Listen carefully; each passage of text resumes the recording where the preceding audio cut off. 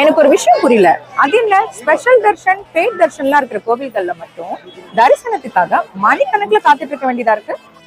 நாங்களும் இந்தியால இந்த பெய்ட் தர்ஷன் மோடுன்னு ஒண்ணு இல்லாத எத்தனையோ புகழ்பெற்ற கோவில்களுக்கு போயிட்டு வந்திருக்கோம். அங்க பல்லாயிரக்கணக்கான மக்கள் ஒரே சமயத்துல கோயிலுக்கு தரிசனம் பண்ண வந்தாலும் சில மணி நேரங்கள்லயே நம்ம தரிசனத்தை முடிச்சுட்டு வெளியில வந்துட முடியுது.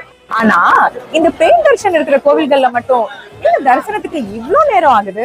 இப்ப உதாரணத்துக்கு நாங்க திருவண்ணாமலையில இருக்கிறோம். இங்க பெய்ட் தர்ஷன் ஆப்ஷன் இருக்கிற அண்ணாமலையார தரிசிக்க கிட்டத்தட்ட 6 மணி நேரம் வெயிட் பண்ணோம். ஆனா பக்கத்துல இருக்கிற உண்ணாமலையம்மனை தரிசிக்க இதே கூட்டம் தான் அங்கேயும் போகுது. ஆனா அங்க மட்டும் 1/2 மணி நேரத்துல எப்படி தரிசனம் பண்ணிட்டு வெளில வர முடியுது? ஏன்னா பக்கத்துல இருக்கிற உண்ணாமலை அம்மனை தரிசிக்க பெய்ட் தர்ஷன் ஆப்ஷன் ஒண்ணு இல்லவே இல்லை. கியூ அது பாட்டு தரிசனம் முடிச்சுட்டு வெளியில வந்துருது. இதுல என் சந்தேகம் என்னன்னா, கோவில் வழிபடுறதுக்கா இல்ல வியாபாரம் நடத்துறதுக்கா?